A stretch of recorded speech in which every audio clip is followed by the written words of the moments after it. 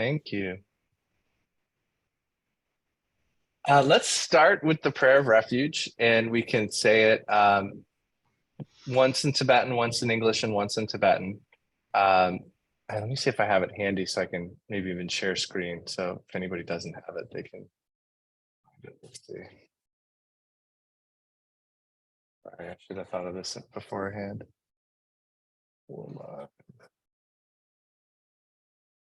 Yeah, here we go. So we start with the prayer of refuge because we have a lot of habit energy that isn't helping us. And that's going to be kind of the theme tonight is what are the different ways that we can be aware of that habit energy and use it in positive ways, kind of turn it around for the cause of enlightenment. That's really what we're talking about with the practice of Chenrezig. And so we'll say the prayer of refuge, like I said, once in Tibetan, once in English, once in Tibetan. And what I'd like is if it's not something you're familiar with, or even if it is, instead of just kind of saying the words, keeping in mind the fact that we're doing something intentional right now. Like we came here for a reason. There are many other things we could all be doing. We chose to come here. And I think hopefully that's for the purpose of improving even just a little bit, improving our own experience and improving the world and the space around us for everybody else. And so that's really the intention with which we're taking the prayer of refuge. So let's see if this shows up on the screen. It's paused. Can you guys see? Not yet. Nothing yet. Black screen. Let's see. If I can't get it this time, we'll wing it. Yeah, I've never seen that before. It's orange and it says it's paused. Well, hopefully people know. If not, you can just generate the intention in your heart. That's more important than the words anyway. So. O Sangye Chidang Suki Chodnama Chanchu Padu Dani Kyapsuji Daki Jin Suki Besunamgi Chola Pinchir Sangye Rupacho. In the Buddha, the Dharma, and the noble Sangha, I take refuge until I reach enlightenment. Through the merit of accomplishing the 6 perfections, may I achieve awakening for the benefit of all sentient beings. O Sangye Chidang Suki Chodnama Chanchu Padu Dagni Kyapsuji Daki Jinso Kipe Sunaki Rola Penchir Sangye Drupacho.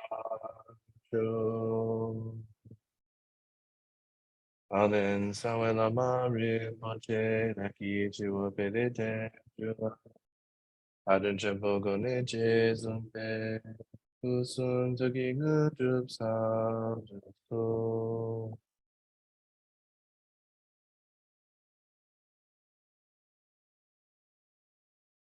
All right.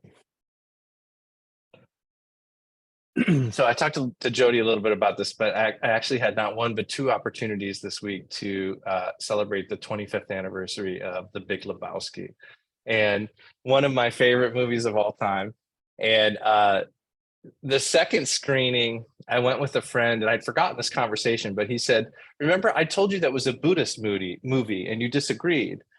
And I couldn't really remember the conversation, but I was like, all right, I'll watch tonight and see, what I think about it. And I think when people talk about Buddhist pop culture movies, like a lot of times we think of like Groundhog's Day, like that's like the standard bearer from this sort of obvious attempt at like teaching a Buddhist lesson without the Buddhist words.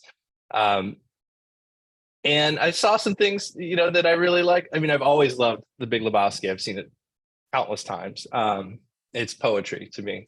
But like one thing I noticed is right in the beginning, there's like a quote from the first George Bush, and then about like this aggression will not stand. And then you hear that like come back later in the movie. So there's like I think there's a strong theme of like habit energy being picked up throughout the movie through the different characters, whether it's different things they're saying or different views. You kind of see the moment it starts, and then you see the moment they pick it up and run with it, and then you see it kind of pass on to other people. And I'm bringing all of this up because I think it does relate, especially to what we're going to talk about tonight regarding the practice of Chenrezig, which is, it's kind of, to me, I think it's kind of two things. It's either, are you waiting for your movie to be a Buddhist lesson, or are you able to see a Buddhist lesson in whatever you meet? And I think that's really kind of the whole story of these practices like Chenrezig and Green Tara, you know. Hopefully that'll make a little more sense as we move through the night, but keep that in mind, because I think there's kind of a waiting for the external world to give us the circumstances, or for us to do the things that make it into a quote unquote Buddhist thing, or there's the existing in just the way things are. And so to start, I want to frame all of this. We've got a couple sessions to talk about this. And really tonight, I want to do things like go into practical advice on visualization and practical advice on mantra and everybody's questions and doubts. But tonight, I want to just take a high level look at this whole idea of why we're even doing this stuff. And in particular, I want to put it in the context of everything that comes before it in the cycles of the Buddha's teaching. So if we start with the first teaching the Buddha gave, which is the Four Noble Truths, we have the presentation of suffering, discomfort, and the idea that that's something we're going to meet with. And honestly, like that can be kind of the most depressing way to introduce a teaching, or the most hopeful. But in any case, it's applicable for everybody. And it may be a little hard even just to get close to the idea that we're going to have to work with suffering. And so right from the beginning, we're talking about a practice of expanding our comfort zone, even just engaging with that first noble truth. Suffering is a part of life. We can talk about that in terms of discomfort or dissatisfactoriness, and we should, because that's more often how we experience what we're talking about. But that's where it begins. The first noble truth is the truth of suffering. And the Buddha said that's what we have to understand. So that's where we have to put our attention and our effort in understanding, is on that experience of discomfort. The second noble truth is that suffering has a cause. And that's hopeful, because if it has a cause, if we remove the cause, we can remove that resultant suffering. And that cause, the Buddha taught, is attachment. A lot of times you say attachment to the self. That's a tough thing, I think, to really get in the beginning. But in any case, any sort of attachments always resonate with the self and our idea of who we are. So the second noble truth is the truth of the cause of suffering. And then we have the truth of the end of suffering. If we remove the cause of suffering, we can achieve the end of suffering, Buddhahood. And there's a path to get there.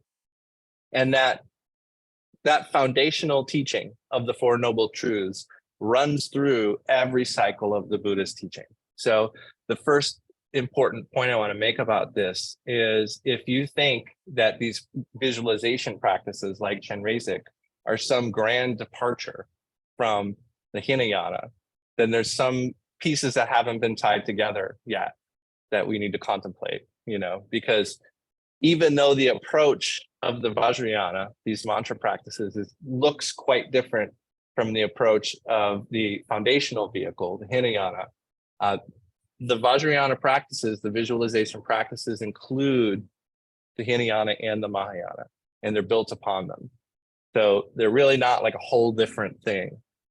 They appear to be sequential. Like we talk about the ability to, or the need in the beginning to maybe start with the Hinayana, because we need to be able to take care of ourselves first. And we come to the path a lot of times with our own suffering, And we need to start there if we're going to be able to expand out to help all beings, which is where we go in the Mahayana meaning the greater vehicle. So we include all beings. But at the same time, it's hard to talk about, especially I know as a teacher who works in all of these vehicles, it's hard for me to talk about any one of them without the other, like I'm always kind of teaching all three, and it's something we can kind of examine which angle we're looking at things from. Are we looking at things from the Vajrayana angle? Are we looking at things from the Hinayana angle? They're kind of like a viewpoint as well as a stage in a path.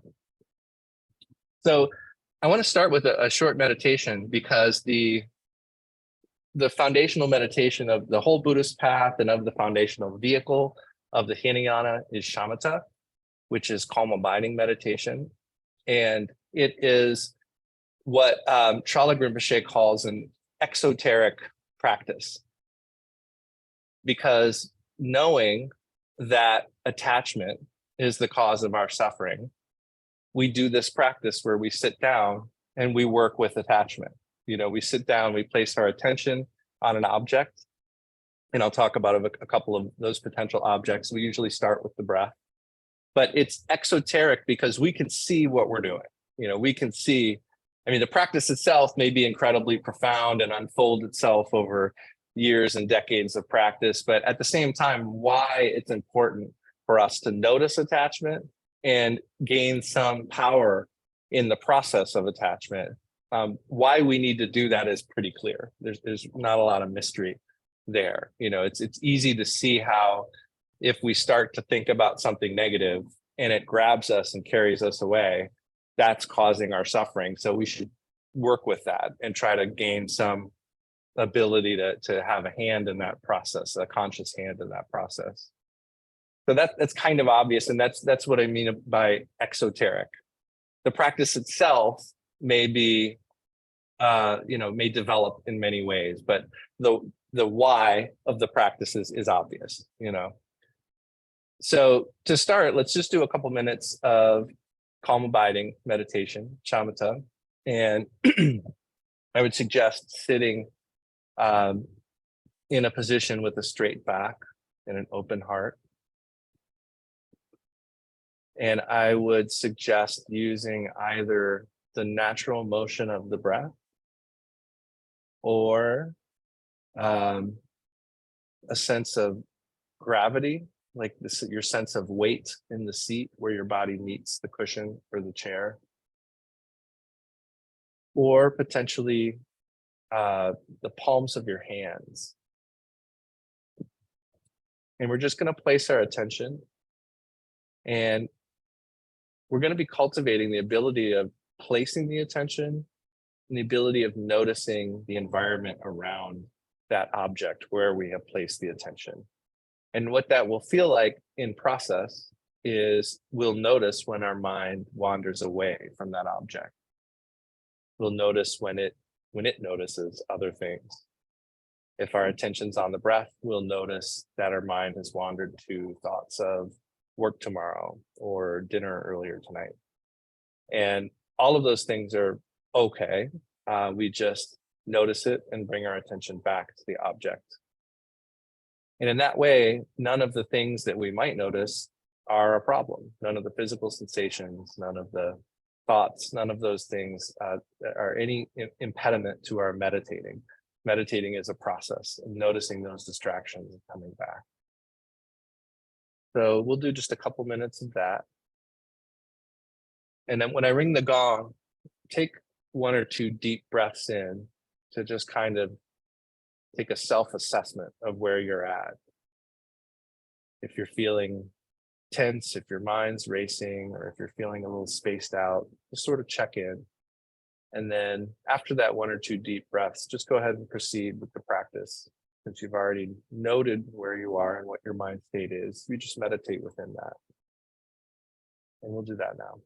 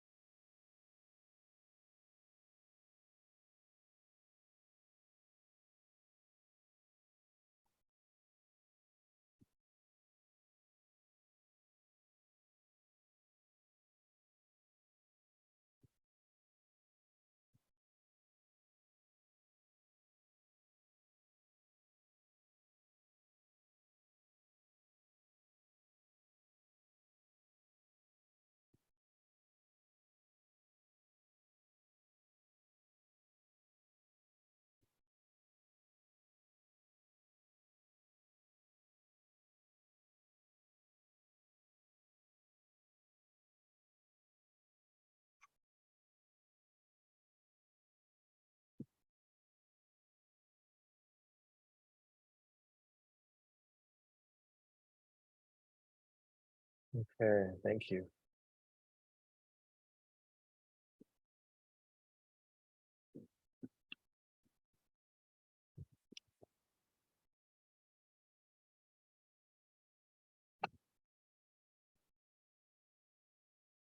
So we want to be happy. A lot of times when people show up to spiritual events and paths, it's because we're unhappy and we recognize a need to be happy, and we want to find some way of working with suffering, if not completely overcoming it. So from the beginning, there's this wish not to suffer. And in the course of our practices, we're working with not creating the causes of suffering right from the beginning. We're tuning into the ways that we cause our suffering and working with abandoning those causes of suffering. Because the Buddha said suffering is to be understood, its cause is to be abandoned, the end of suffering is what is to be achieved, and the path is what is to be relied upon. Then we get to the second cycle of the Buddha's teaching, the Mahayana. And the primary practice that we engage with for that is Tonglen, or taking and sending meditation, put most simply, compassion meditation. And we have very specific definitions for what loving kindness and compassion mean. Loving kindness meaning the wish for happiness and the causes of happiness, particularly the wish for all beings to have happiness and the causes of happiness. And that's an important distinction, because it's one thing to be happy now. It's another thing to, at the same time, be creating the causes of happiness, at the same time as we're experiencing the happiness. Because in any given moment, we may have, in any given moment, we're experiencing the results of some previous action. And if that happens to be happiness, it would be a good idea during that experience of happiness to create the causes of further happiness. We could just let those results kind of burn away, like burn away that virtuous fuel of happiness. That's certainly an option and something we frequently do. But if we're trying to create more experiences of happiness, it would be wise to try to find ways to create the causes of happiness while we're actually experiencing happiness. So that's the best scenario. And when we talk about love, that's what we're talking about. We want people to be happy, and we want them to be creating the causes of happiness. Similarly, we have the idea of compassion, which in this case is talked about as a separate thing, but it's kind of the same thing when you think about it. Compassion is the wish for others not to suffer, and the wish for them not to create the causes of suffering. And this is interesting, I think, because the Mahayana teachings are also where we introduce the idea of ultimate truth and our ultimate nature. And that nature is described as being inseparable, limitlessness, and clarity. And that's really profound and tricky, because we're talking about two things that are not separate things. Like a sense of limitlessness, or other words for that are voidness or emptiness, with the second aspect being clarity or vividness or lucidity. And those qualities are inseparable. So I think I was thinking about it this week, and about how it's interesting that when we get to these Mahayana teachings, we start to talk about loving kindness and compassion. Like we need to think about the fact that there is a having happiness and creating the causes of happiness. And then there's seemingly this other aspect of not suffering and not creating the causes of suffering, which just simply sounds, like logically, like those are the same thing, right? But if I say happiness, what comes to mind? And if I say suffering, what, or not suffering, let's go that route. Not suffering. They don't really feel like the same thing, happiness and not suffering. At least for me, like when I say not suffering, I'm thinking of not having a terrible experience that I'm thinking of. So it appears like they're two different things to us. Like, and that's kind of just the way our mind works, you know, and that's really the territory we're getting into in the Mahayana, is that things appear to work in these dualistic ways. And we have a framework for thinking about that, this emptiness and clarity sort of framework, this functional way of working with imputed duality. And we do that with practices of compassion. And what we're really doing is trying to, in the first vehicle, the foundational vehicle, we're mostly abandoning. We're abandoning causes of suffering. We're modifying our behavior, picking things up that we should do that are helpful. Whereas in the Mahayana teachings, we're mostly working with like transforming. So we're transforming our experience. We're turning negative emotions into positive emotions. We're turning our seemingly mundane experiences into opportunities to potentially recognize ultimate truth in the moment, whether it's through meditation or just in our daily lives. But there's this progression from abandoning to transforming. And so let's do a short session of Tonglen. And Tonglen is the taking and sending meditation. This is something that ideally is done when we have some grounding in shamatha. So if this is your first time meditating at all, this could be a difficult practice. But shamatha is definitely the place to start. But we'll do a quick guided session of Tonglen. And our idea here, I'll walk you through it, but I look at Tonglen as being connecting with and recognizing our limitless loving kindness and compassion. Connecting with what our sense of that is right now, where we are on the path, feeling like we're not Buddhas, you know, still connecting with what we can of the experience of loving kindness and compassion. And then visualizing and practicing in such a way that we start to recognize that those qualities of loving kindness and compassion are actually limitless and that they're innate within us right now. So this is not a practice of literally taking on other suffering and literally giving away our happiness. In the best forms, you know, and for very realized beings, it is. But for us, it's really, I think, a practice of acclimating to the fact that we can handle a little bit more suffering than we think, and that we can give away happiness, and that's okay too. We don't lose it when we give it away. And similarly, when we're present with suffering, it doesn't really stick around anyway. So a key to this practice, what we'll start with is working with the texture.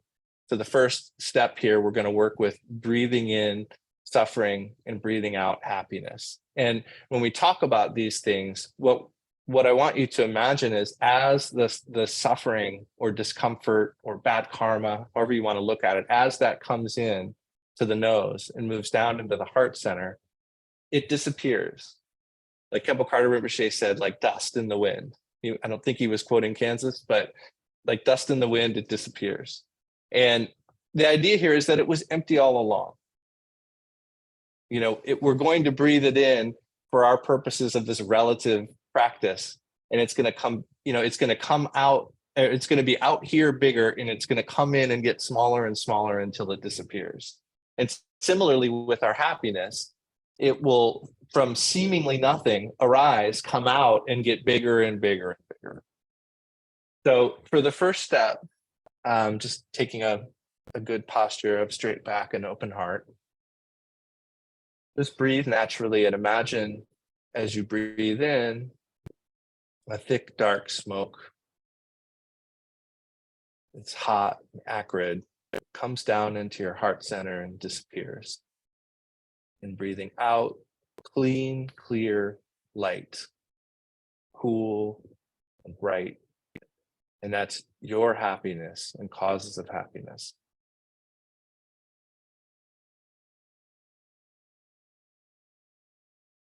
Breathing in suffering and the causes of suffering.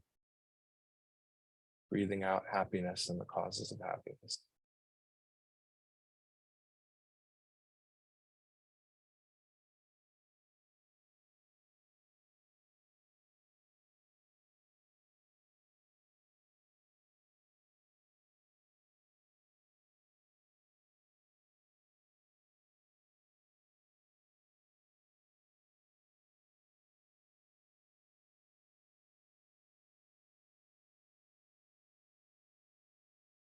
And then I want you to drop that visualization and visualize in front of you any being who naturally causes loving compassion, loving kindness and compassion to arise. Any being that just in visualizing them makes you want them to be happy and to have the causes of happiness, and want them not to suffer or to have the causes of suffering.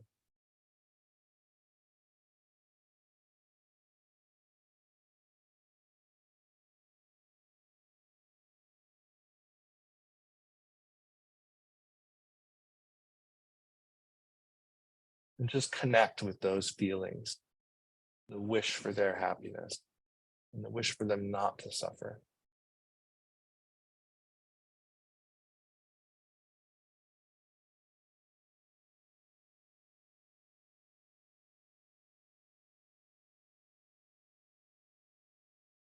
That is the seed of your infinite compassion.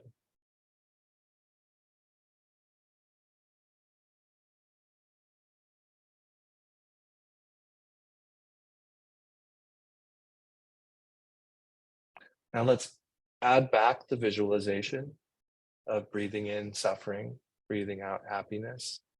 But now we're breathing in that individual's suffering and causes of suffering. We're taking their suffering, causes of suffering, and we're giving them our happiness and causes of happiness.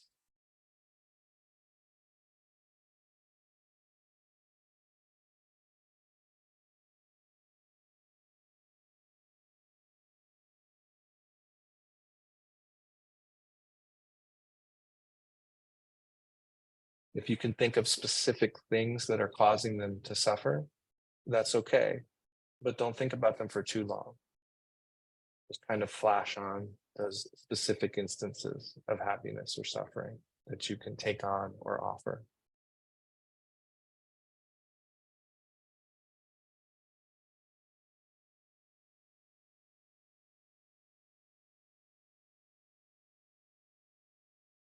And then add a few more people.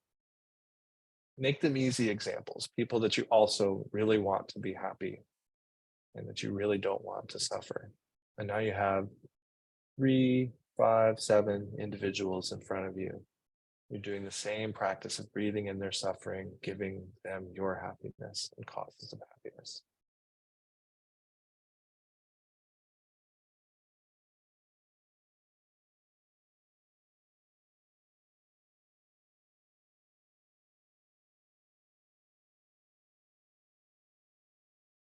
It's not as easy to see all their faces, and that's okay.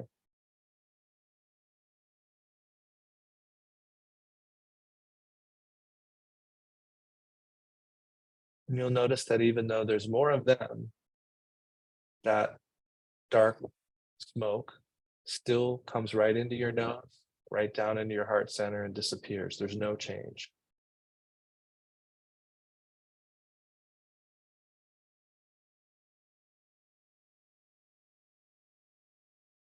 Similarly, happiness you breathe out still comes up out of the nose and expands out and takes care of all of those people.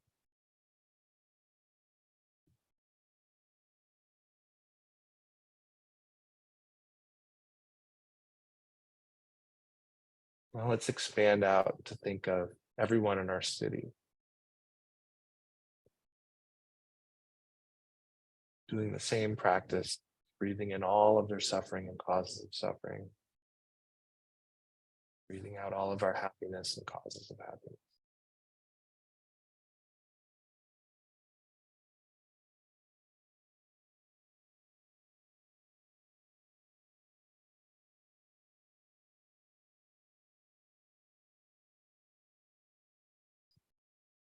As that suffering enters and dissipates in our heart center, it's just as it was with that first individual.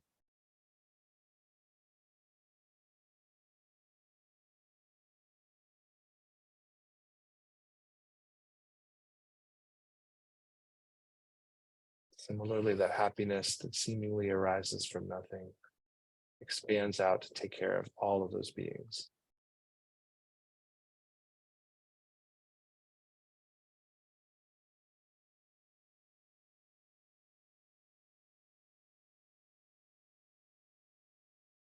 And let's include everyone on the planet now, not just people, but all beings.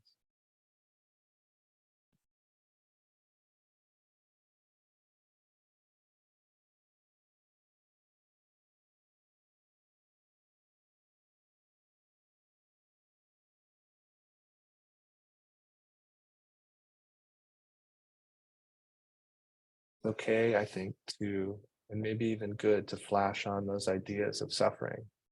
We're taking on the suffering of all beings. There's some awful things happening, but don't think too long about it.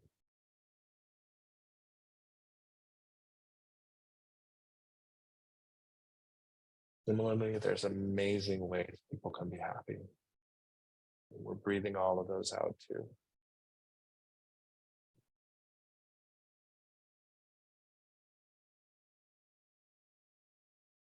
And now including or excluding no one, including all sentient beings, breathing in all of the suffering and causes of suffering, breathing out all happiness and causes of happiness.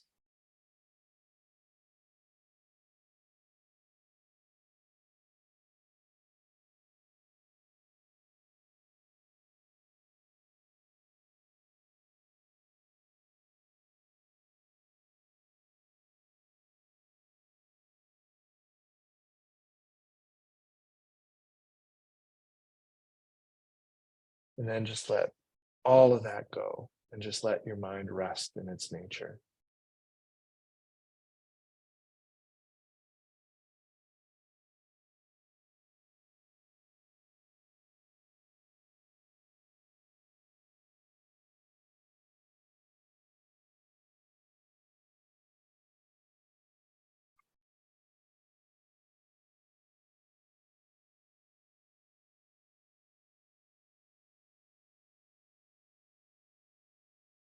Thank you.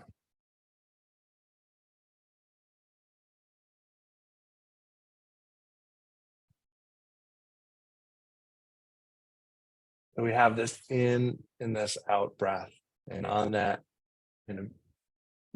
necessarily dual action of breathing in and breathing out, we superimpose these ideas of breathing in suffering and breathing out happiness.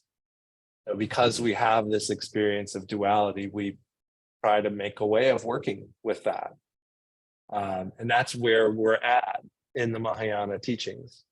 But still, we're back to that, the Four Noble Truths in terms of suffering and the need to achieve the end of suffering. And especially we're abandoning the cause of suffering because we aren't exercising attachment in fighting off other people's suffering or hoarding our happiness. We're working with that same idea of abandoning the cause of suffering, which is attachment, and particularly attachment to the self. And I think I'm available if anybody ever wants to talk about this, but it's not at all uncommon for people to feel like this is a very hard practice. And so it's worth noting that you can do this for yourself. It should always be a cycle that leads out to include all beings. But it is okay to start with yourself, especially in difficult times. But the main point I want to make is if it feels like this practice is hurting us, like we're collecting suffering, or it has the potential to harm us, then there's a misunderstanding about the practice that should probably be discussed. Because fundamentally, this is a practice of non-attachment. And it's not uncommon as we work with this exercise to have reactions like we do to normal life. When people take our stuff, it's not fun. So like, it's completely normal to have that kind of first reaction or that difficulty that we need to work through. And that's where it can be helpful to talk to somebody about those kinds of ideas. Then we come to the third cycle of the Buddha's teachings, which is where we're at with the Chenrezig practice and getting into this idea of visualizing as embodied compassion, because that's what Chenrezig is. Chenrezig, you can say a lot of things about Chenrezig, but I think the most common way Chenrezig is described is the embodiment of enlightened compassion, unlimited compassion. And those, I mean, my experience, I'm sure I've told the story before, but when I saw those tankas, when I first walked into Columbus KTC of Chenrezig and Green Tara and all that stuff, like it was a major turnoff for me. It was like, I don't want anything to do with this, whatever this is, you know, like I just want to learn to meditate. But luckily I didn't really generate any negative feelings towards it either. And I was able to come back later when I recognized the value and engage in those practices. But when we get to the Vajrayana, it's really wonderful because in the Hinayana, we're talking about abandoning. In the Mahayana, we're talking about transforming. In the Vajrayana, our verb or our gerund, I guess, is recognizing, you know, recognizing our true nature as it really is, and just recognizing it all the time in everything. So it feels a little weird and contrived, I think, in the beginning. Maybe not, but I mean, I think it can feel a little strange to try to visualize these images. Let me see if I can get the Chenrezig picture to show up. I didn't have luck with the refuge prayer, but maybe we'll get lucky with Chenrezig. Let's see.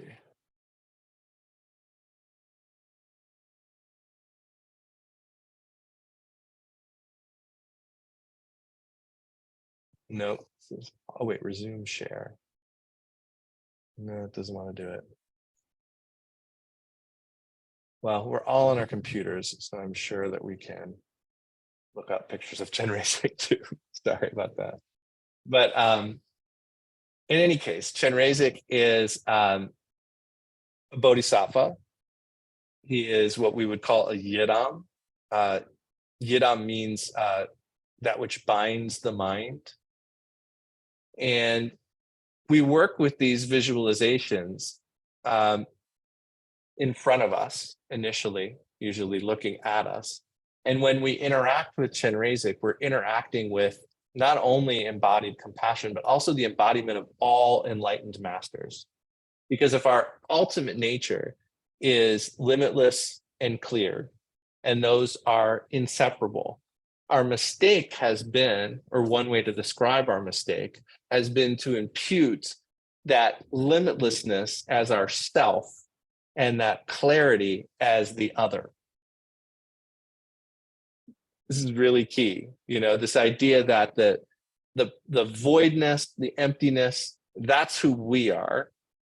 And all the details and the lucidity and all the activity kind of in the middle that's happening because of that emptiness is other. And when we work with meditational deities like Chenrezig, we're bringing those two seemingly separate aspects together in one embodiment, which is what we are and what everything is. So it's really skillful. And earlier I said that the teachings of the Hinayana and also the Mahayana are exoteric, meaning we can see why it's beneficial to work with attachment. And we can see why in Tonglen it might help us to try to get a little more used to being near suffering and giving away happiness. The why is pretty obvious. When we get into doing the practices in the Vajrayana, doing the practice is actually quite easy because, for instance, and I'll put it in the chat, the mantra of Chenrezig, Om Mani Padme Hum. And there are many ways of phoneticizing this. So if you've seen other ones, they're probably valid too. They're just different. So even this mantra, Om Mani Padme Hum, is the practice of Chenrezig. And this was one of the really interesting things I learned from Bokar Rinpoche's book, Chenrezig, Lord of Love, which I think is out of print, which is unfortunate, but there are ways of getting it. And I think there are PDFs going around too. But I had heard this in our 3-year retreat from Khenpo Karthar Rinpoche, but I hadn't really put it together with everything, that just saying the mantra is the practice of Chenrezig. So that's a great place to start. Just using the mantra and placing your attention on the sound of the mantra and reciting it, that is an authentic practice of Chenrezig.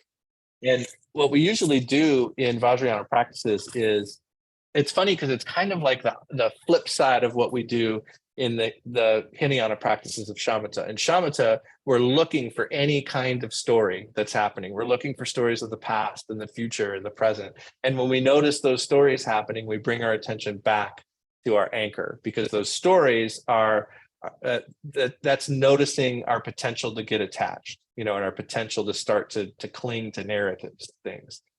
What we do in the Vajrayana is kind of the opposite. We say, you know what? My mind is going to wander. So I'm going to give it an image. And my body tends to fidget. So I'm going to give it something to do. I'm going to have some prayer beads, or I'm going to do some things with my hands that are, sacred motions.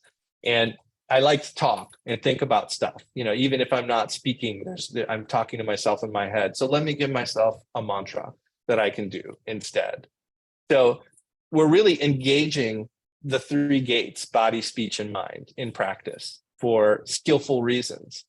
So to put the practice of Chenrezig incredibly simply, one can do an authentic practice by sitting, hopefully using some kind of prayer beads, so there's a physical aspect. But if you don't have prayer beads to count, you can also, it's taught that you can kind of rock side to side just slightly. And that's a way of engaging the body. And so you've got a body aspect, you've got a speech aspect in the mantra, and you've got a mental aspect in visualizing Chenrezig. And your visualization of Chenrezig is a mental image. It's not going to be as clear as something we see with our eyes. This is not an eye faculty experience, so it's not going to look like an eye faculty experience. So it's worth noting that visualizations will not look just like things that we see in the real world, and nor should they. Someone asked me the other day, because I showed a picture of Chenrezig, and they said, so I'm supposed to visualize it like that?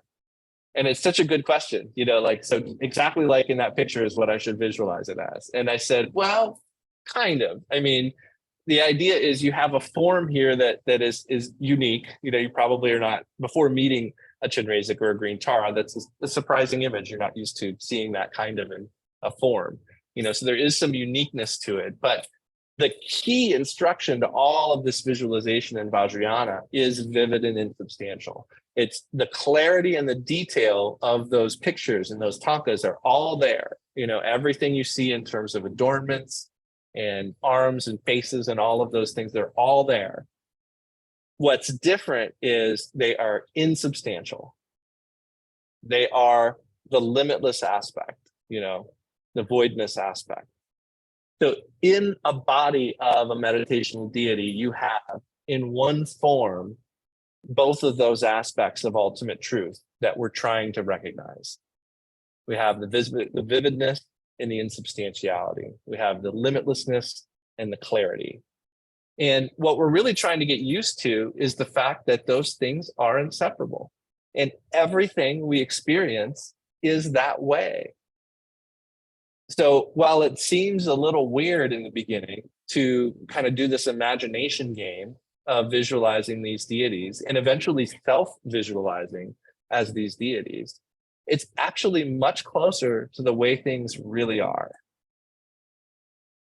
So that's a really key point, because we always visualize these deities separately first, and then there's some process by which, and we'll go over this next time or the time after, there's some process by which we merge, or they merge with us, and we become that deity.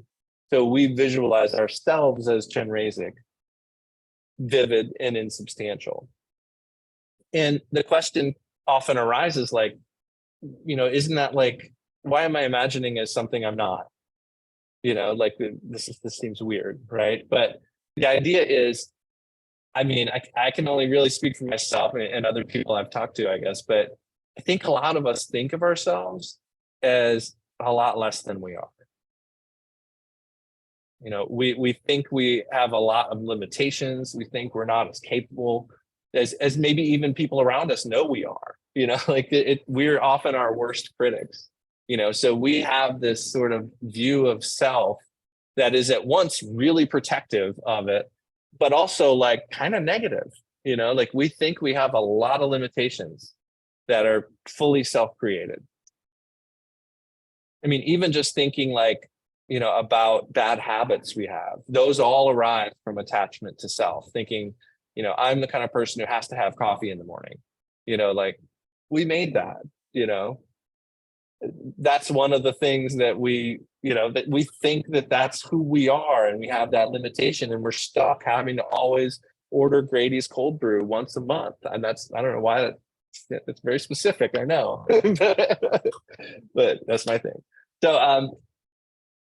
So there's this idea in working with these deity visualizations, it's actually much closer to the truth and much more beneficial. So that's really where I opened up to these practices, was recognizing that, okay, this seems a little weird. I've never done anything like this before, but I don't think there's any way this could hurt, and I could see how feeling like I have, or even pretending like I have unlimited compassion could be helpful, maybe there's something there, and that's why I was okay to start trying these kinds of things, like I don't see a downside to that, and similarly, there is the idea that all form is inseparable from Chenrezig. And that extends out to include like body, speech, and mind. The body aspect here is that all form, everything we see is inseparable from the body of Chenrezig. All sound is inseparable from the mantra.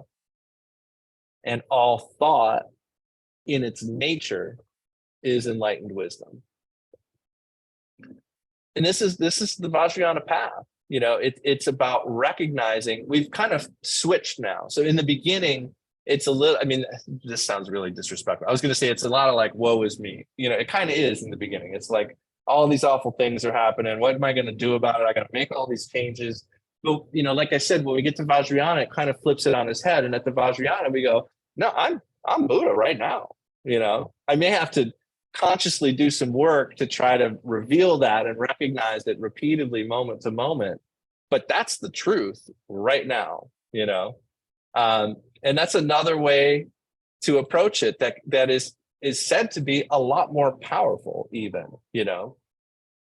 so thinking about all form as inseparable from Chenrezig, all sound is inseparable from mantra, all thought in its nature. I love Lama Kathy always says like, not the content, but in its nature is inseparable from enlightened wisdom.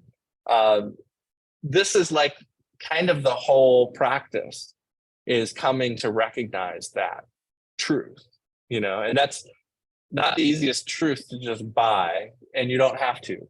You can do the practice, and kind of see how much that unfolds. So I think I just want to wrap up today before we do some questions by saying, like, I've given you a complete practice of Chenrezig today. We'll talk more about like the short Chenrezig practice and how to visualize and all of those things. But really the practice is, doing some engagement of body. If you have a mala, prayer beads, using that, saying the mantra. Khenpo Karthar Rinpoche always said to try to, not in all cases, but I know in this case, to say the mantra loud enough that your shirt collar can hear it. And I think the idea is you don't want to be silent, and you also don't want to be shouting. Another way he described it was like the person next to you can hear you, but the person next to them probably can't. So, and that's a real middle way thing, because I'm sure if you've been in Dharma centers, there's a lot of people who make no noise when they say their mantras. And there's a lot of people that you're like, I can't believe that person's saying that loudly. So it's all over the spectrum, but I think in terms of keeping the middle way kind of approach to this, the balance is you're vocalizing, but it's not very loud. And then in visualizing, if you find an image of Chenrezig, and one of them I think is in the advertising at my website for the site, and I think Santa Monica's too even. So there's a picture there, and we'll talk more particularly about the form next time and practical means of visualization.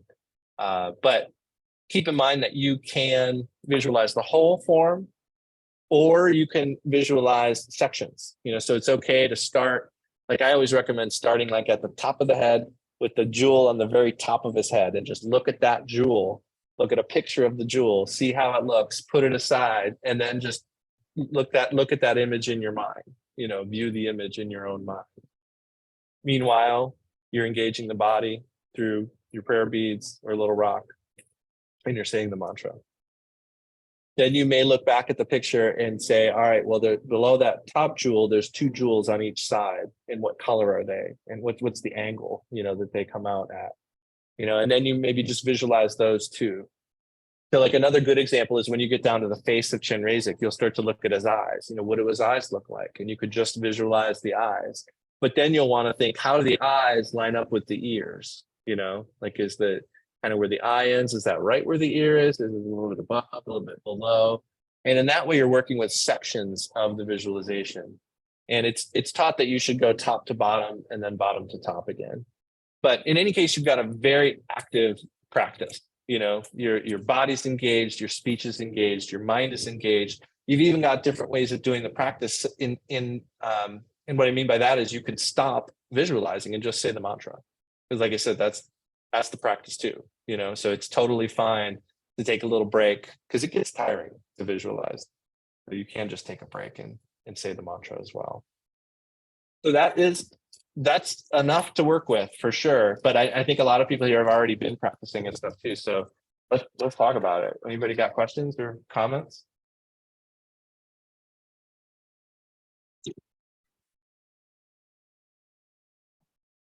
Oh, I want to say, oh yeah, go ahead, Lisa. No, you go ahead. Sorry. I just wanted to tie it together and say what I meant in terms of bringing this back to the Hinayana is that Hinayana wish, not to suffer. You've got this explicit wish to attain the state of non-suffering, and you're starting with the idea of suffering and understanding it. And then in the Mahayana, we kind of split it into 2. But when we get to the Vajrayana, we become one who is the embodiment of compassion, which is the wish for all beings not to suffer and not to have the causes of suffering. So it becomes no longer just a concept or an idea. We embody that, like we are that, like that is coming to be the 4 noble truths, is one way of thinking about these things.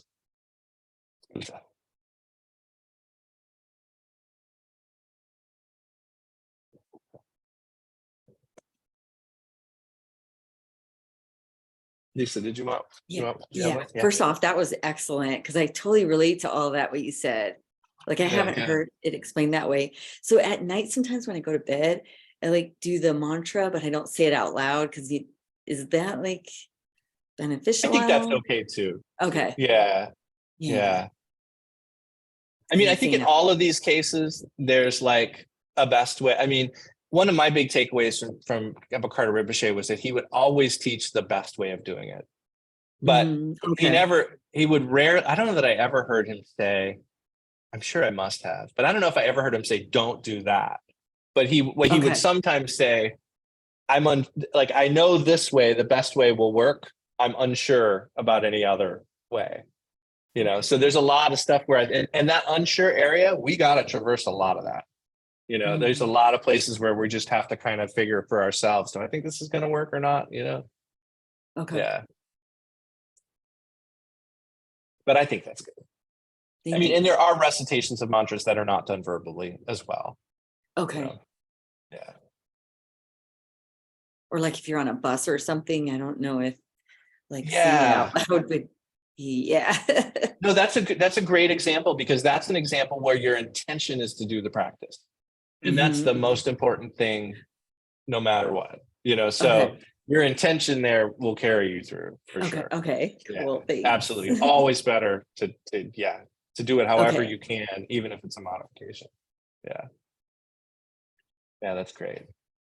I think I heard in some teaching, I forgot which teacher it was, but they said a similar thing that you can, like for what Lisa was just asking, when you fall asleep, you can recite the mantra in your head or have it in your head, which is also beneficial, not having to actually say it out loud because it would stop you from falling asleep, obviously.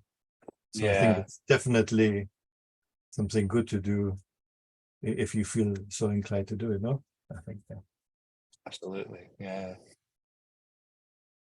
Yeah, I shared with Lama Kathy once that walking with my dogs really early in the morning and saying Om Mani Padme Hum, and I'd say it out loud and I'd look around. And she said that was great because there's even little insects that you don't see, and you're saying the mantra and they're all getting it. And so I've always thought about that.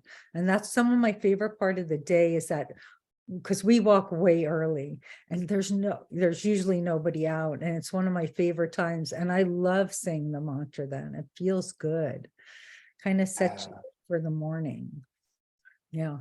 Just want to. And then yeah, that's awesome. Yeah, I just was on the other side to that.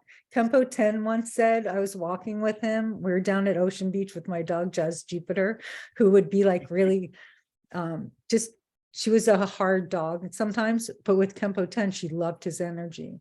And sometimes he just walked to the water once and yelled, "Oh, Mani Padme Hum," and it was beautiful. And he goes, sometimes you just have to yell it. Yeah, that's awesome. Yeah, just want to share. Yeah, that's great. I mean, I think I always feel like saying that to beings, animals and stuff, especially. I mean, I can't remember exactly what Bokar Rinpoche says in his book, but there's just so many different versions of, what will happen if you hear this mantra once, like even once, and it's always like, rebirth in great realms, or never going to the lower. I mean, it's just like always wonderful, fantastic things that are said to happen just through hearing the mantra one time. So if you can say it to, like, it's a go-to for me when I carry bugs out of the house. You know what I mean? Like, I'm always going to say the mantra and blow on them, like, because I want to get them connected. You know what I mean? That's blessing, like Khenpo Karthar Rinpoche said, blessing is like connection. You're actually connecting them to the teachings that can bring them to liberation. Even if it isn't this lifetime, you've created the karmic causes of that. Yeah, pets in the room when you practice is great. Oh, yeah, sorry. That's it. Also how our teachers always would say, if you're having a hard time with somebody, or, put Chenrezig above their head. So, I mean, for all the years that I've been doing the Chenrezig practice, it's always that, if anything's going on, I try to visualize that deity above somebody's head. Yeah, that's great. I would, another way you could do that too is, like one of the post meditation practices is visualizing everyone as Chenrezig. And I think an interesting question that I had for Rinpoche once is like, well, am I just supposed to like visualize people doing what they do as the deity? You know what I mean? Like, is it like them going to the bathroom as Chenrezig? You know what I mean? Like, what? This is just, I didn't get it, and like, but the idea is that like, it's not that you have to see them as the deity. It's like they're inseparable from the deity. And that's really, there's something really profound there. It's like, if we can begin to see what we see now, but recognize that that's inseparable from our image of Chenrezig, that's kind of a little different than thinking of all beings as Chenrezig. The idea is that people, as we see them, already are Chenrezig, that we're looking right at Chenrezig, that's been helpful for me. Is that because all of us are inseparable? Is that why? Okay. Yeah. Well, I think the idea is that, I mean, the short answer is yes. Okay. But it's definitely something to contemplate, because we are talking about a non-dual ultimate truth that manifests in many ways, or seems to manifest in many relative ways. So the way we appear to see Chenrezig is going to look different, by virtue of our own propensities, karmic propensities. So it is the case that whatever we see is inseparable from Chenrezig. All form is inseparable from Chenrezig. So it's our own clinging that makes us think it's not. It's our own ignorance and habits that make us think that somebody, because they don't appear like that Tonka, is not Chenrezig, I get it. If you remove all the layers of, okay, got it. I get it. Yeah.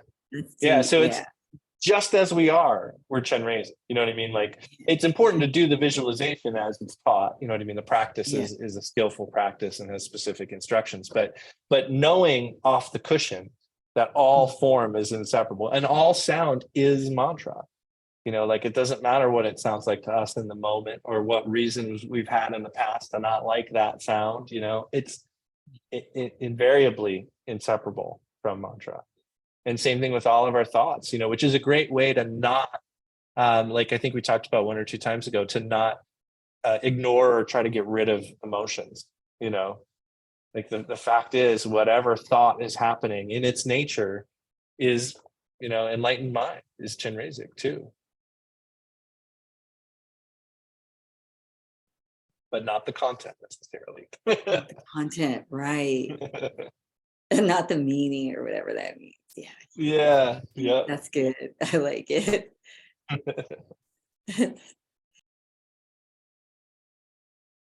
Any other thoughts or questions? Does that tie in? I'm wondering, I've read in like Jewel Ornament and other teachings, it says, you know, if you do such and such a practice, you're going to meet the Buddhas. And I always kind of wondered, well, I don't know if I want to make an aspiration to meet the Buddhas. Like, if I show up at my Dharma center and I say, you know, Chenrezig, and I hung out last night, my Lama is going to think that I'm kind of crazy. So is that maybe like one way that this might be meant, is that it's not that, it's that the way I see things changes?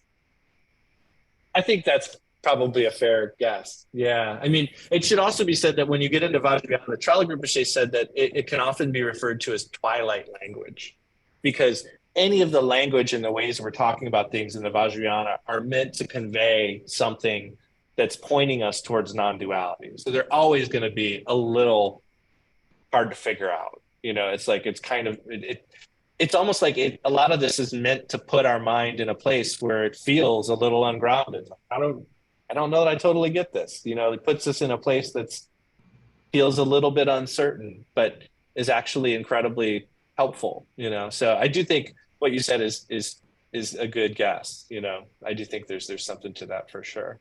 But the other funny thing that I always come to with that kind of stuff is, like, I think Khenpo Rinpoche was the one who said, like, you know, the funny part is when you reach full enlightenment, like, you don't get to be there. You don't get to go to your graduation party, because at that point, you know, like, you've recognized, you know, non-dual ultimate truth, you know. And I just thought that was kind of fun thing to think about, you know. Yeah, that was helpful, saying that the point is kind of to be ungrounded, because that's sure how I feel a lot of the time. Yeah. And that's, you know, I think I would just kind of also flavor that with intention, you know, that bodhisattva intention of being of benefit to beings is fantastic in all circumstances, but especially uncertainty, because uncertainty is when, like, I always think about, like, ungroundedness, you know, like, that's a word that's used a lot. Pema Chodron uses that a lot, you know, like, when I think of that, the first thing I physically, I almost want to grab something. You know, like, there's no ground. It's like, I want to grab onto something, you know, and that's the instinct we have when we start to feel a little uncertain, is to try to reach for something to protect ourselves. And so being able to hang out in the ungroundedness and wish that you can help people, I mean, that's some good habit making, you know. You're welcome.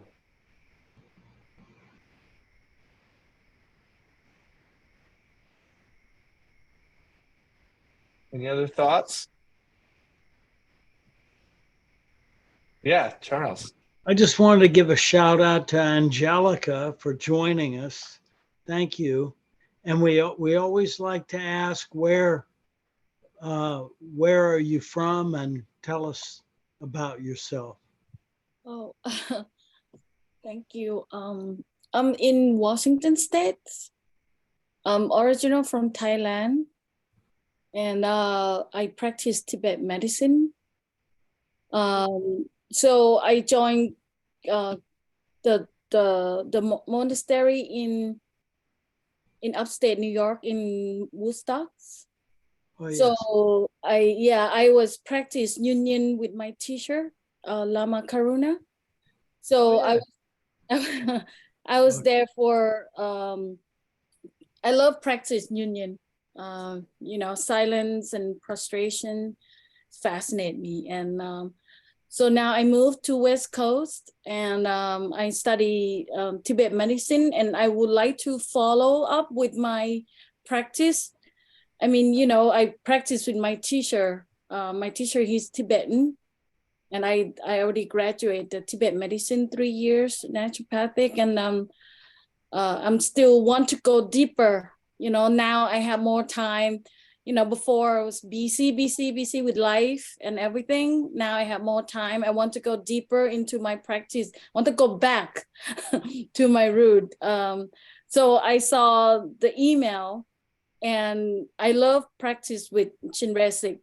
So I'm like, oh wow, it's perfect. It's today, and I was sick at home. I have some cold, so I'm like, oh, at least I got not to do anything. I'm just gonna join the group and get myself back into the flow. I mean, when I go to school, my school is in Switzerland, and we always pray and do all kinds of things. Practice in Tibet form of practice. So, but this is like the gift to me. Like it's a present for me to just come in, join you all, and listen to Lama talking. And it's a really treat for myself. And today is my mom's birthday, and she passed away. So, today it's kind of the day that like I'm mourning, but this is a good way to, celebrate her on her birthday. So thank you for asking. Thank you. Your presence is a gift to us. So please come back frequently. We'd love to see you. And Caitlin, it's good to see you too. I will try to come back. Life is always busy, but I'll try my best. I'm always find a way to do this. Yeah, we're all up against it, but we enjoy this. And Lama Adam, we can't say enough good things about. Thank you, Lama Adam. Thank you. Angelica, Yes. if you like to be on the email list for our events, you could, if you want to, you can put your email in the chat, and then I add you to the list if you want. I'm already in email list to the temple. Oh, to the KTD. So we have a second email list just for these events, but it's, I mean, the same events come up, so it's up to you. You don't have to, but okay. Yeah, I will put my email. That's awesome. No pressure. It's okay if you want to just be okay. I got it. Thank you. Thank you. Thank you. Before we sign off, Lama Adam, and you were talking about the Big Lebowski and the Dharma of the Big Lebowski. Have you watched The Princess Bride? And Ethan Nichtern did a whole thing on the Dharma of the Princess Bride. Wow, that's cool. No, I'll have to revisit. I love that movie. It's been a long time. Yeah. Check it out. It's pretty cool. Awesome. I watch it twice a year. Yeah. Specific dates or? No, I think right after the new year, and then usually probably midsummer. I don't know why. It just seems one of those things, or right. It's like a holiday movie for me. Oh, that's cool. Well, yeah, I hope that I hope maybe after this too, that makes a little more sense to what I was saying about like the idea of trying to kind of figure out whether something is Buddhist or not, or just seeing the Dharma in everything, that to me, that's why I started there, is I feel like that's really what we're talking about with Chenrezig, is generating the confidence and the activity that is based upon that truth, that we've come to recognize, that that's just the way things are, and and so where that puts us, I think I posted something on Instagram. I had like a really stressful week, and I was kind of stressing about choices and decisions and what is gonna, how's this gonna work out? Is this gonna be bad if I do this, or if I do this, is it better? And I wish I could remember the wording of what I said. I think I said something like, don't stress over the choices that might lead to relative happiness, but rest in the intention that will lead to ultimate Buddhahood. The idea being that like when the intention is there, it doesn't really matter. Like the right things to do will arise because we are inseparable from that wisdom. And if the intention is right, the right things are going to happen, you know. So let's dedicate the merit with that in mind, and make the aspiration that we can recall our nature and see that nature not only in ourselves, but in everyone else and everything around us. And that we can maybe even connect some of those beings, even just through the mantra. And if nothing else, our warm wishes and helpfulness.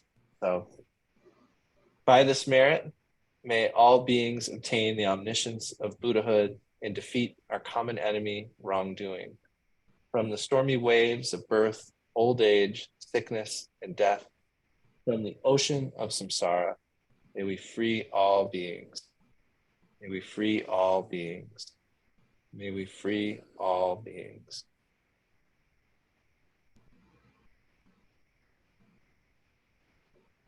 Thank you. Thank you. Hey, Lama Adam.